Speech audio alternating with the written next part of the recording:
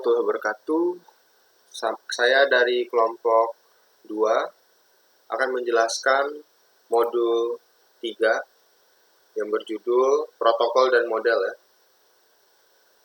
Saya Muhammad Haifaz Habibila dengan NPM 25782104. Di sini saya akan menjelaskan atau membacakan atau meringkas modul 3 yang lebih tepatnya di bagian 3.1 yang berjudul peraturan. Jadi ini modul tentang peraturan-peraturan yang digunakan dalam protokol dan permodelan ya, dalam jaringan. Jadi dasar-dasar komunikasi itu ada jaringan bervariasi dalam bentuk, ukuran, dan fungsi. Jaringan bisa serumit perangkat yang terhubung melalui internet, atau sesederhana dua komputer yang terhubung langsung satu sama lain dalam satu kabel, dan apapun diantaranya. Orang-orang bertukar ide menggunakan berbagai metode komunikasi. Namun, semua metode komunikasi memiliki 3 elemen utama, yaitu sumber pesan, tujuan pesan, dan saluran.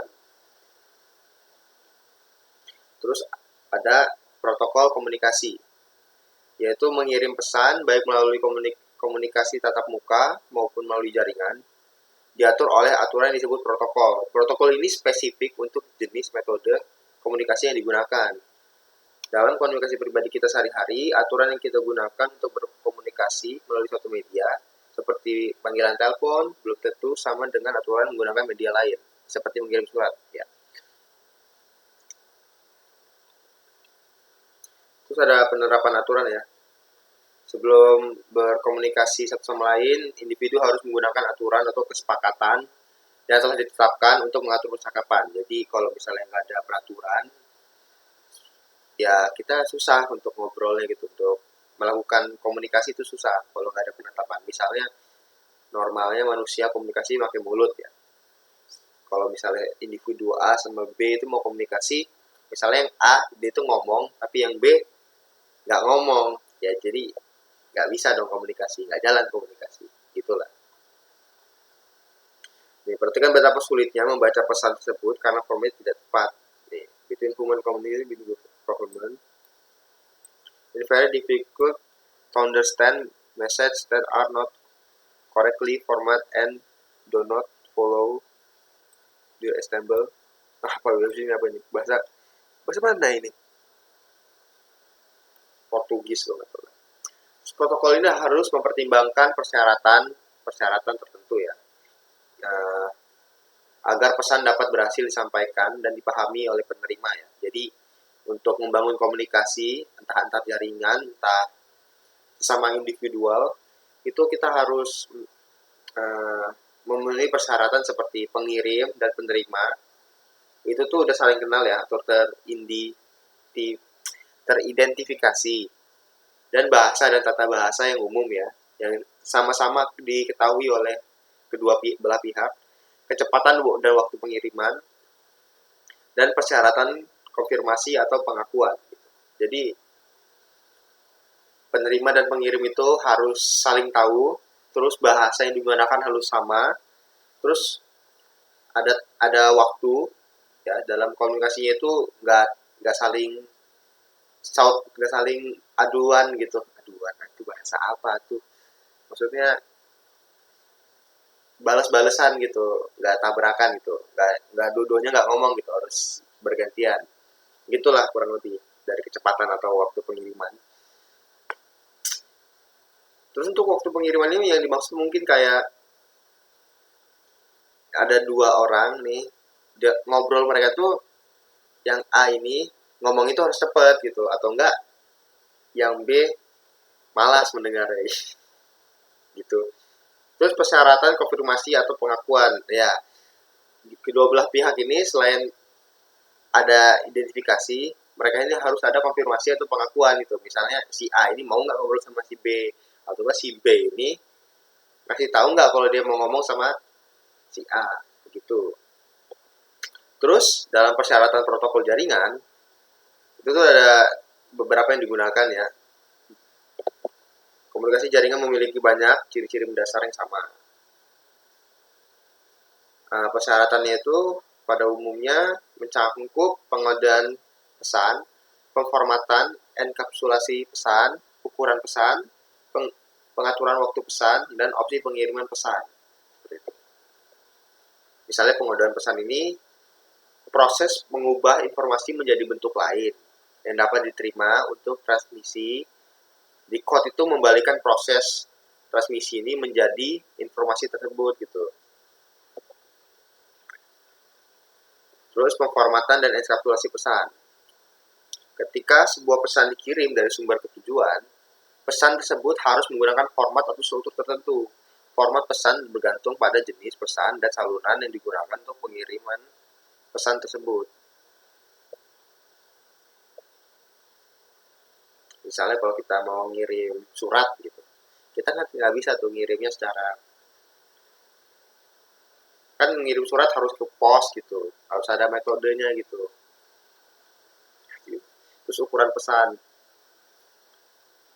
aturan komunikasi lainnya adalah ukuran pesan, analogi. Ketika orang berkomunikasi satu sama lain, pesan yang mereka kirimkan biasanya pecah menjadi bagian atau kalimat yang lebih kecil. Ukuran kalimat dibatasi sesuai dengan kemampuan penerima untuk memproses dalam satu waktu. Iya. Terus pengaturan waktu pesanan. Waktu pesan. Pengaturan waktu pesan ini terdiri dari kontrol aliran, batasan waktu respon, dan metode akses ya. Jadi kontrol aliran ini proses mengolah laju transmisi data. Kontrol aliran menentukan berapa banyak informasi yang dapat dikirim dan kecepatan pengirimannya. Misal, jika seseorang berbicara terlalu cepat, penerima mungkin akan kesulitan mendengar dan memahami pesan tersebut. Begitu. Dan ada batasan waktu respon. Jika seseorang mengajukan pertanyaan dan tidak mendengar respon dalam jangka waktu tertentu, maka orang tersebut berasumsi bahwa tidak akan ada jawaban dan bereaksi sesuai dengan asumsi tersebut gitu. Jadi dia langsung motong. Terus metode akses menentukan kapan seseorang dapat mengirim pesan. Contohnya di sini nih. Klik pesan.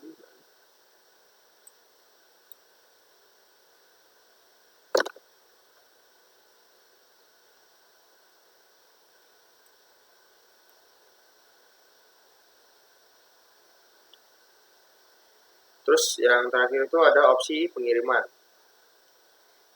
Sebuah pesan disampaikan dengan berbagai cara. Ada yang dari unicast, multicast, dan broadcast.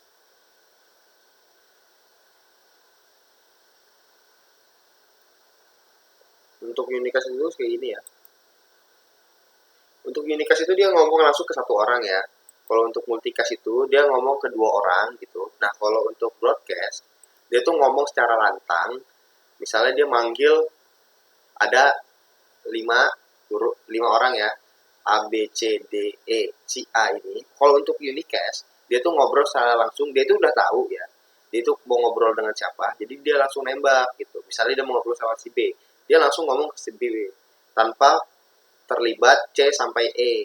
Sedangkan untuk siaran multicast, si A ini dia tuh komunikasi dengan 2 atau 3 atau lebih gitu, tapi nggak semua. Sedangkan untuk broadcast, si A ini dia tuh kayaknya belum tahu siapa dia, tapi udah manggil yang namanya B siapa. Nanti kalau misalnya yang B udah nunjuk, oh saya yang B, baru bisa komunikasi, kurang lebih seperti itu. Nah ini contohnya topologi. Oke, sekian dari penjelasan saya. Akan dilanjutkan dengan rekan kelompok saya untuk 3.2-nya.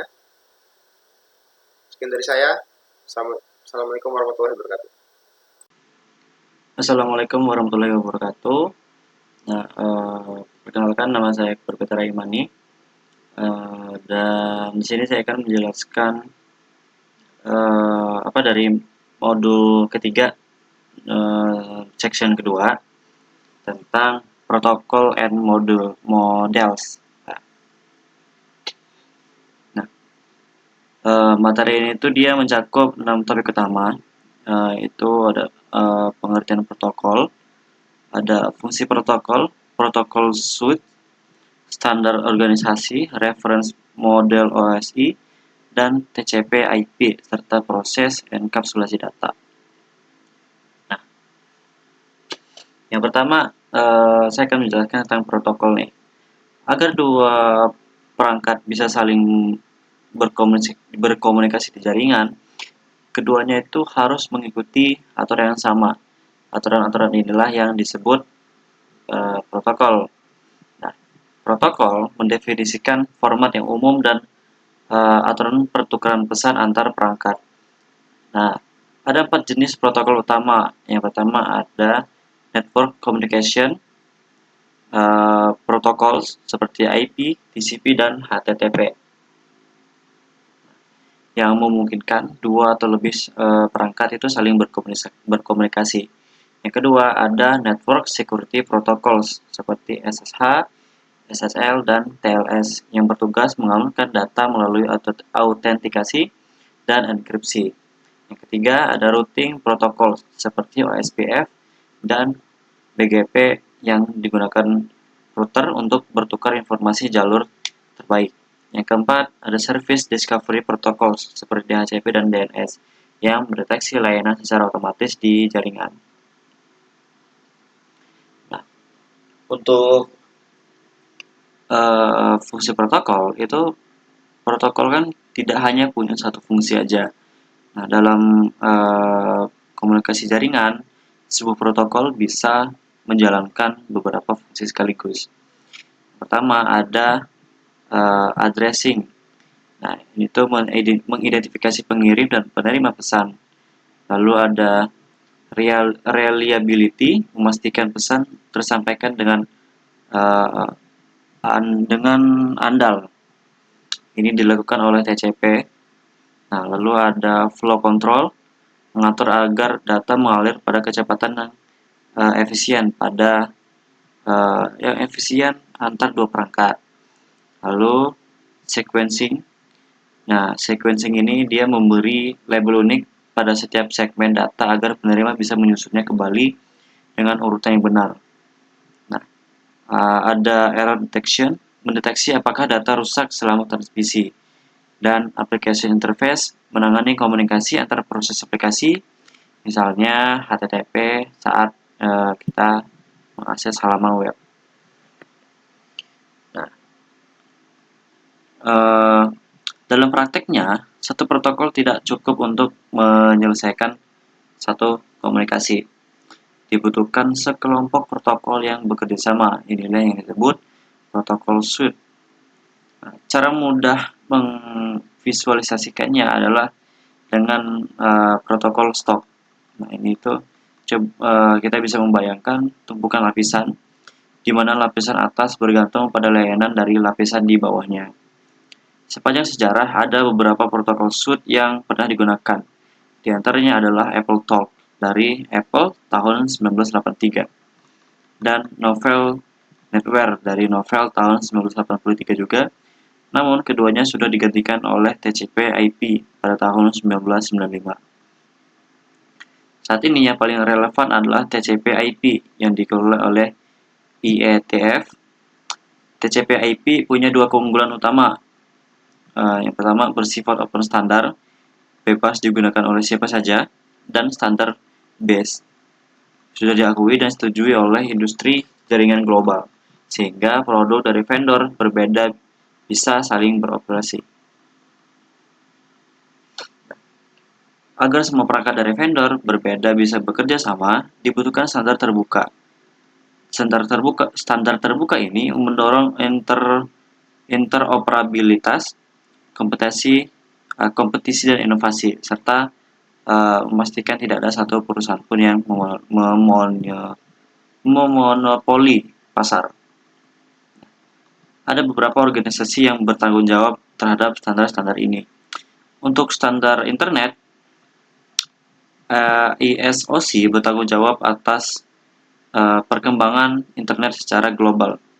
Lalu IAB atau IAB mengelola standar internet secara keseluruhan.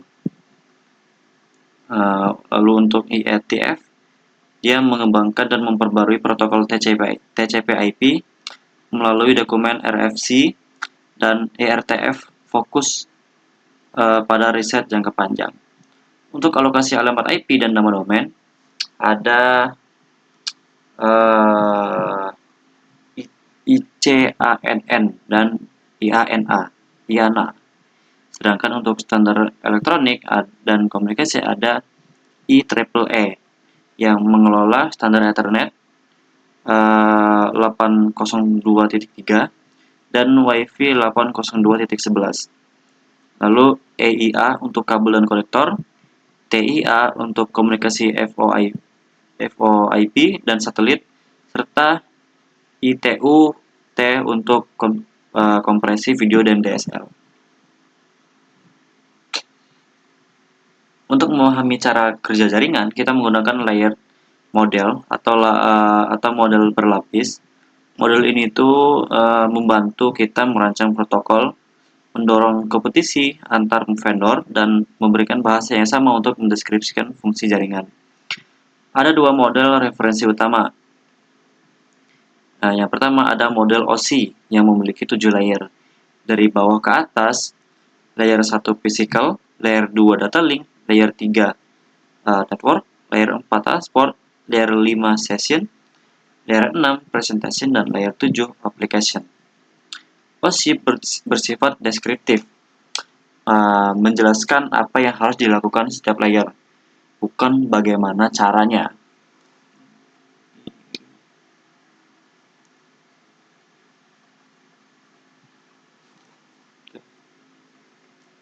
Lalu ada model TCP/IP, lebih ringkas dengan 4 layer. Ada network access, internet, transport, dan application. Model ini lebih mencerminkan implementasi nyata dari protokol yang digunakan di internet. Perlu diingat, untuk OSI layer 3 network setara dengan TCP/IP internet layer, dan OSI layer 4 transport setara dengan TCP/IP transport layer.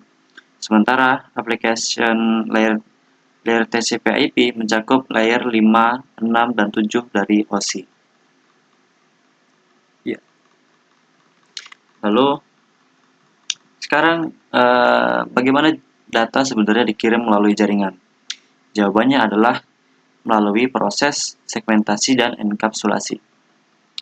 Data tidak dikirim sekaligus dalam satu blok besar, ia dipecah menjadi potongan-potongan kecil yang disebut segmentasi. Ini punya dua manfaat. Yang pertama, meningkatkan kecepatan karena banyak percakapan bisa berjalan bersamaan di jaringan. Ini disebut multiplexing.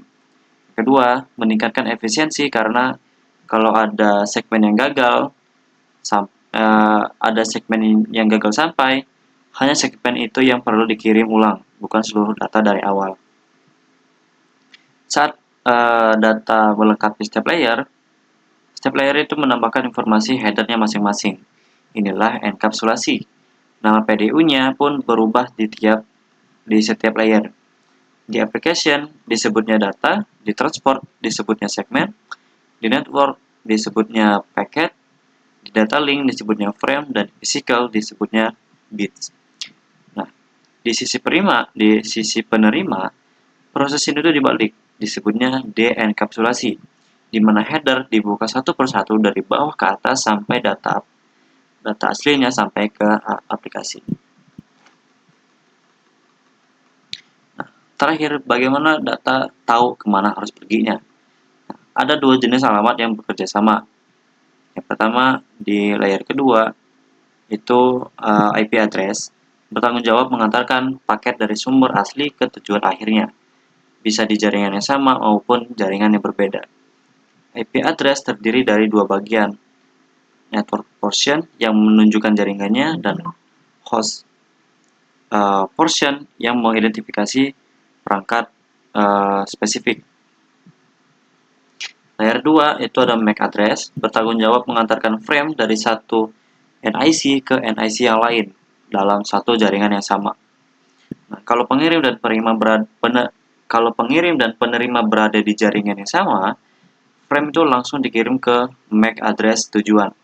Tapi kalau berbeda jaringan, frame dikirim ke MAC address default gateway atau router terlebih dahulu.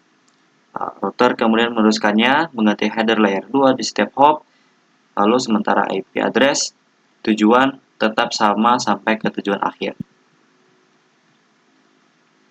Nah, sebagai kesimpulan, saya telah membahas bahwa protokol adalah aturan komunikasi jaringan yang mencakup fungsi addressing, reliability, flow control, sequencing, dan error detection. Protokol suite TCP/IP adalah standar terbuka yang digunakan oleh internet saat ini. Lalu, model OSI dengan 7 layer dan TCP/IP dengan 4 layer membantu kita memahami bagaimana data mengalir. Nah, data dienkapsulasi saat dikirim dan dekapsulasi saat diterima. Dengan PDU yang berbeda di setiap layer dan dua jenis alamat, IP dan MAC, bekerja bersama untuk memastikan data sampai ke tujuan yang tepat. Sekian untuk penyampaian materi saya dari modul 3, section kedua. Terima kasih. Wassalamualaikum warahmatullahi wabarakatuh. Baik, di sini saya akan menjelaskan materi di 3.3 rangkaian protokol.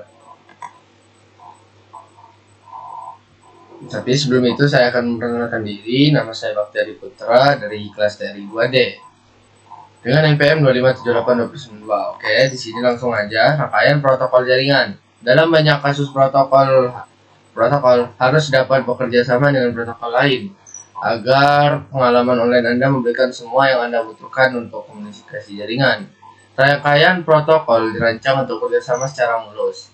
Dan rangkaian protokol adalah sekelompok protokol yang saling terkait dan diperlukan untuk menunjukkan fungsi komunikasi. Nah, seperti di ilustrasi pada gambar ini, kita dapat menggunakan lapisan untuk menggambarkan aktivitas yang terjadi dalam komunikasi tatap muka. Oke, seperti ini ya protokol ya. Pesan konten meletak KP itu. Nah, kayak protokol percakapan menggunakan bahasa yang sama. Tunggu giliran Anda berisyarat saat selesai. Setelah itu ke 3.3.2 yaitu evolusi rangkaian protokol. Nah, selama evolusi komunikasi jaringan dan internet, terdapat beberapa rangkaian protokol yang saling bersaing seperti yang ditunjukkan pada gambar. Seperti pada gambar ini ya, teman-teman. Internet Protocol Suite atau TCP atau IP ini adalah rangkaian protokol yang paling umum dan relevan yang digunakan saat ini. Nah, protokol Open System Interconnection atau OSI ini adalah rangkaian protokol yang dikembangkan bersama pada tahun 1977 oleh Organisasi Internasional untuk Standarisasi atau ISO dan Uni Telekomunikasi Internasional atau ITO. AppleTalk, rangkaian protokol eksklusif yang berumur pendek yang dirilis oleh Apple Inc. Apple Network, sebuah rangkaian protokol di sistem operasi jaringan pemilik yang berumur pendek yang dikembangkan oleh Apple Inc. Lanjut ya. 3.3 contoh protokol TCP dan atau IP.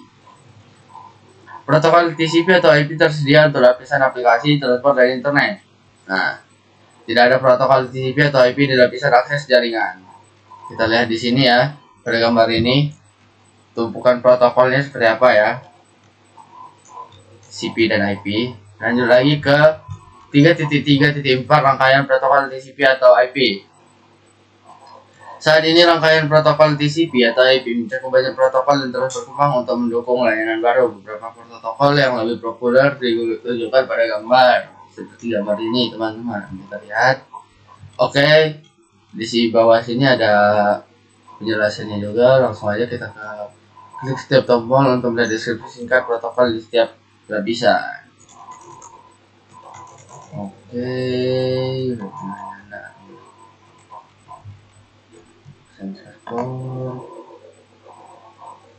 ada lapisan internet serta lapisan akses jaringan. Kita langsung saja ke proses komunikasi TCP atau IP. Animasi pada gambar menunjukkan proses komunikasi lengkap menggunakan contoh server web yang mengirimkan data ke klien. Klik tombol putar pada gambar untuk melihat animasi server web. Oke, ini ya, kita mana?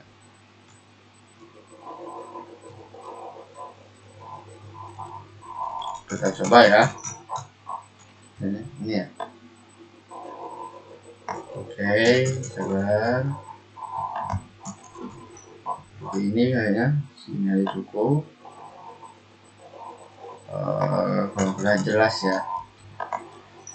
Oke, kita langsung lanjut aja karena itu kurang jelas. Oke, di sini oke. Sepertinya video saya cukup segitu aja. Saya Rio, wassalamualaikum warahmatullahi wabarakatuh. Saya Desverul dari kelas 2D. Oke, saya akan akan melanjutkan penjelasan dari modul 3 yaitu standar organization. Ya. Nah, ini tuh adalah organisasi internasional yang bertugas membuat standar atau aturan agar perangkat jaringan dapat saling berkomunikasi dengan baik walaupun berasal dari vendor yang berbeda. Kita masuk ke open standard ini. Nah, mungkin saya jelaskan sedikit untuk open standard ini itu adalah standar terbuka yang dapat digunakan oleh semua vendor tanpa batasan. Kita lanjut ke gambarnya. Pertama itu ada IEEE atau Institute of Electrical and Electronic Engineer. Nah, ini itu berperan dalam membuat standar jaringan seperti internet dan wifi. Selanjutnya ada IANA. Ya. Nah, ini tuh atau Internet Assigned Number Authority. Itu untuk mengatur alamat IP, port, dan DNS. Nah, untuk ini yaitu IETF ini atau Internet Engineering Task Force, yang dimana itu bertugas membuat standar protokol internet dalam bentuk dokumen yang disebut RPC. Lanjut ke ini ICANN atau Internet Corporation for Assigned Names and Numbers. Nah, ini tuh untuk mengelola nama domain seperti .com dan .id. Selanjutnya ada ITU atau International Telecommunication Union. Ini untuk menetapkan standar komunikasi global. Yang terakhir itu ada TIA. Nah, atau Telecommunication Industry Association. Ini tuh untuk mengembangkan standar komunikasi jaringan seperti seluler. Kita lanjut ke internet standar. Nah, di dalam internet standar ini ada beberapa ya. Kita langsung ke ini.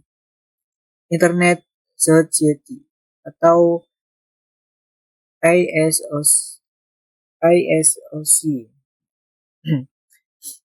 Nah, ini tuh fungsinya untuk mempromosikan dan mengembangkan internet secara global. Lanjut ada IAB atau Internet Architecture Board yang bertugas mengatur arsitektur dan arah teknis internet. Selanjutnya ada IETF atau Internet Engineering Task Force. Nah, ini tuh berperan dalam membuat standar protokol jaringan dalam bentuk RPC tadi ya. Tadi kita sudah jelaskan. Kita lanjut, ini di sini ada IRTF atau Internet Research Task Force. Nah, ini tuh berfokus pada penelitian jangka panjang terkait teknologi internet. Nah, di bawahnya ini ada gambar juga ya. Nah, ini ada IANA ini atau Internet Assigned Numbers Authority. Nah, yang dimana itu bertugas mengatur alamat IP address, domain names, serta port numbers dan UDP. Nah, kalau yang ICANN ini atau Internet Corporation for Assigned Names and Numbers. Nah, ini itu fungsi untuk mengawasi dan mengelola sistem sistem domain secara global. Kita lanjut ke Electronic and Communication Standard. Nah, ini ada penjelasan sedikit ya.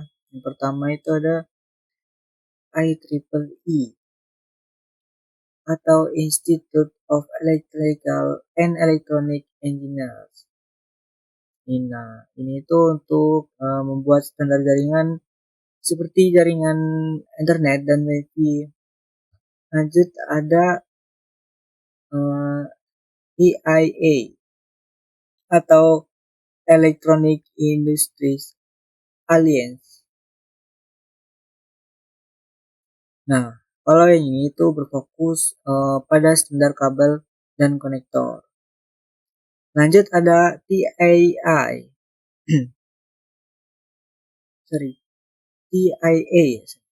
atau Telecommunication Industry Association.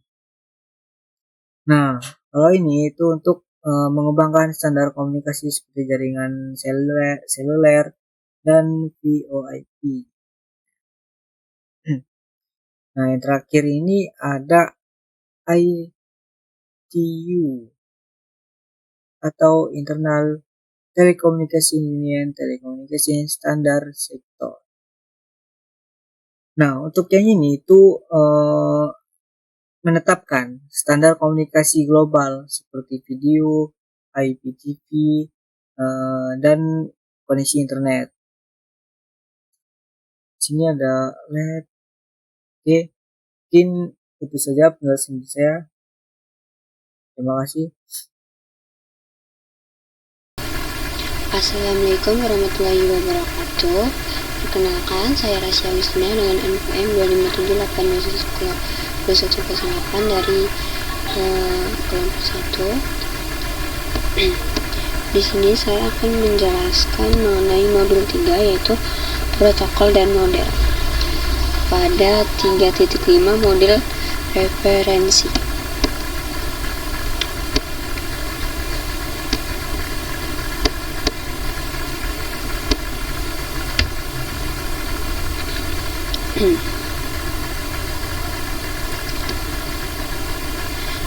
Di sini ada manfaat menggunakan model berlapis. Pertama, kenapa kita butuh model jaringan?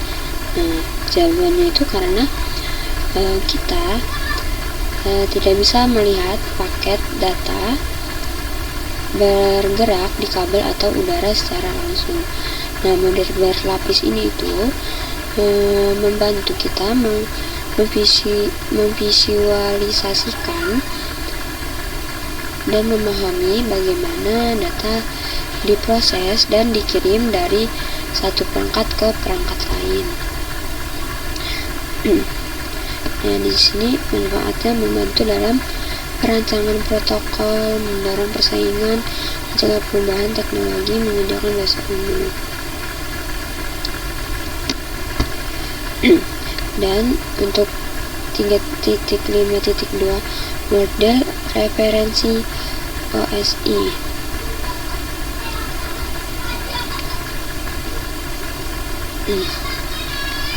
Nah, ada dua model utama yang kita gunakan.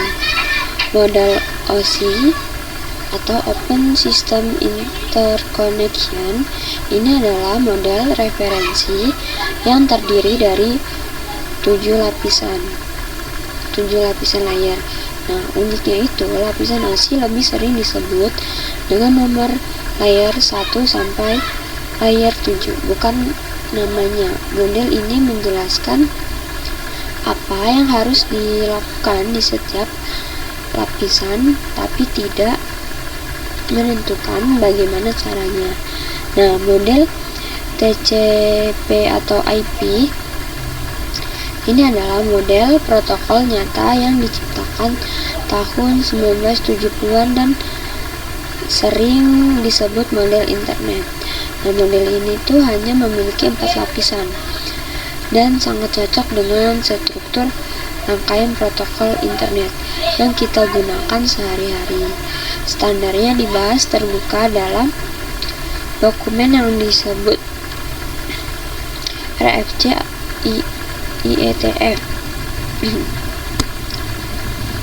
Nah, catatannya, sedangkan lapisan model TCP atau IP hanya disebut berdasarkan nama. 7 lapisan model OSI lebih sering disebut berdasarkan nomor daripada nama. Misalnya, lapisan fisik disebut sebagai lapisan 1.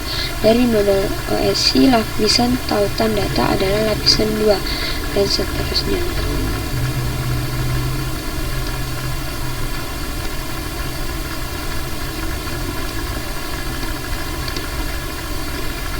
Selanjutnya yaitu 35.4 perbandingan model OSI dan TCP. Nah, sekarang kita bandingkan persamaan dan perbedaan kedua model ini. Nah, untuk persamaannya ada di bagian tengah layar 3 OSI atau network, dipetakan langsung ke layar internet TCP atau IP untuk mengatur rute data seperti IPv4 atau IPv6. Kemudian layar 4 OSI transport juga sama persis fungsinya dengan layar transport TCP untuk memastikan data terkirim dengan andal seperti TCP atau UDP. Nah, untuk perbedaannya ada di bagian atas dan bawah. Di bagian atas layar 5, 6, dan 7 pada OSI Session Presentation Application digabung menjadi satu layar aplikasi saja di TCP atau IP. Nah, di bagian bawah layar 1 dan 2 pada OSI Physical dan Data Link digabungkan menjadi layar di akses jaringan network akses di TCP IP.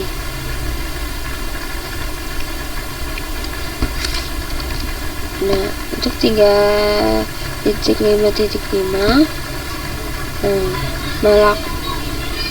paket tersebut menyelidiki model TCP atau IP dan OSI dalam praktek. Nah, melalui aplikasi paket tracer kita bisa melihat teori ini tuh bekerja secara nyata. Melalui fitur simulation model kita bisa membedah isi data di setiap lapisan layar saat data tersebut bergerak melewati jaringan. Nah, kesimpulannya, model OSI dan TCP adalah peta jalan yang membantu kita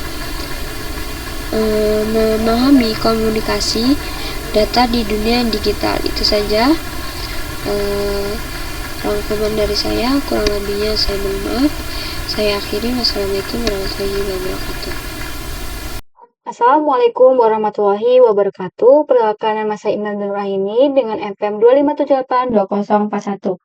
Di video kali ini saya akan membahas bagaimana data bergerak di dalam jaringan melalui segmentasi dan enkapsulasi. Dengan memahami konsep ini, penting untuk mengetahui cara data diolah sebelum dikirimkan. Nah, kita akan masuk ke dalam 3.6.1 di mana segmentasi pesan. Nah, bayangkan jika kita mengirim pesan besar sekaligus. Jika ada gangguan kecil, seluruh pesan harus dikirim ulang. Solusinya adalah segmentasi. Yaitu segmentasi adalah pembagian data menjadi potongan-potongan kecil yang lebih mudah dikelola. Keuntungannya itu ada 2, yaitu meningkatkan kecepatan karena bisa dilakukan multiplexing dan meningkatkan efisiensi Karena jika satu segmen gagal, hanya segmen itulah yang perlu dikirimkan. Nah, di sini terdapat simulasi ya. Di sini tergambar animasi segmentasi dan multiplexing. Nah, kita lihat untuk gambar animasi segmentasi. Nah, seperti itu simulasinya. Untuk segmentasi, selanjutnya kita akan melihat multiplexing. Nah, berarti ada dua ya yang pengirimnya. Seperti itu. Nah, selanjutnya kita akan masuk ke pengurutan. Di sini,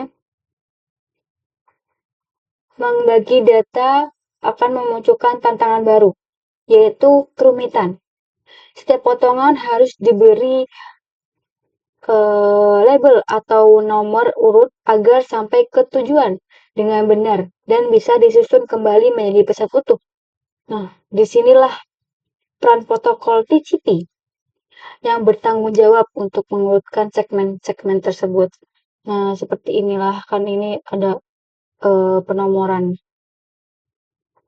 Nah, begitu. Ya, TCP bertanggung jawab untuk mengurutkan segmen-segmen tersebut. Seperti itu, ini adalah ilustrasinya. Ya, seperti itu. Selanjutnya, kita akan masuk ke unit data dan data protokol atau PDU. Selama proses pengiriman, data akan melewati berbagai lapisan dan berubah bentuk setiap bentuk. Ini disebut PDU, yaitu Protokol Data Unit. Bisa dilihat di gambar, data lapisan aplikasi itu disebut data lapisan transport disebut segmen, data lapisan network disebut paket, data lapisan di lapisan data link itu menjadi bingkai dan akhirnya diubah menjadi bit untuk dikirim melalui media fisik. Seperti itu.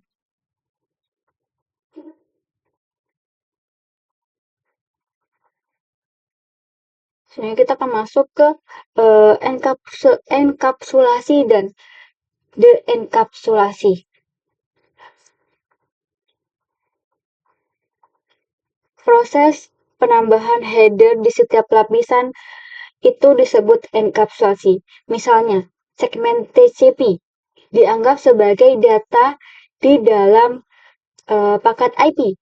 Proses ini bekerja dari atas ke bawah atau bisa disebut top to bottom. Seperti ini ilustrasinya. Nah, sedangkan de-enkapsulasi, saat data disimpan di penerima, terjadilah de-enkapsulasi. Perangkat penerima akan menghapus satu persatu header protokol saat data bergerak naik ke tumpukan menuju aplikasi pengguna akhir. Nah, ini adalah ilustrasi de-enkapsulasi tersebut. Seperti itu. Mungkin cukup penjelasan dari saya. Jika ada salah kata, saya mohon maaf. Saya akhiri. Wassalamualaikum warahmatullahi wabarakatuh. Assalamualaikum warahmatullahi wabarakatuh. Perkenalkan, nama saya Muhammad Ramadhani dengan PM 2508245 dari kelas TLI 2B. Jadi di sini saya akan menjelaskan Cisco Packet Tracer 3.7, data akses. Oke, dalam data akses itu ada beberapa bagian. Yang pertama ada address. Untuk pengertiannya, alamat dalam jaringan adalah identitas unik yang digunakan agar perangkat bisa saling mengenali dan berkomunikasi. Penjelasan, dalam jaringan tidak cukup hanya tahu siapa, tapi juga di mana. Karena itu ada dua jenis alamat. Yang pertama ada IP address dan MAC address. Yang kedua ada layer logical IP address. Untuk pengertian alamat logis pada layer 3, network layer yang digunakan untuk mengidentifikasi perangkat dan menentukan tujuan pengiriman data. Penjelasan, disebut logis karena bisa diubah oleh DHCP atau manual, digunakan untuk router untuk menentukan jalur routing. Yang ketiga ada device on the same network. Pengertian, perangkat yang berbeda dalam satu jaringan atau subnet sehingga bisa berkomunikasi langsung tanpa router. Yang keempat ada role of data link layer address same network. Pengertian, peran MAC address pada layer 2 untuk mengirim data langsung dalam satu jaringan. Penjelasan, IP digunakan untuk menentukan target, MAC digunakan untuk mengirim ke perangkat tujuan, proses pakai ARP address resolution protocol. Yang kelima ada device on a remote network. Untuk pengertiannya, perangkat berada di jaringan berbeda sehingga harus menggunakan router untuk komunikasi. Untuk penjelasannya, tidak bisa langsung kirim, tapi harus lewat default gateway atau router. Yang keenam ada role of the network layer address. Untuk pengertiannya, peran IP address dalam menentukan tujuan akhir dan jalur pengiriman data antar jaringan. Untuk penjelasannya, router membaca IP tujuan dan router memilih jalur terbaik. Contoh, tujuan 8.8.8.8. Nanti si router akan menentukan ISP lewat mana. Yang ketujuh ada role of data link layer address different network. Untuk pengertiannya, MAC address digunakan untuk mengirim data ke perangkat berikutnya. Next hop bukan langsung ke tujuan akhir.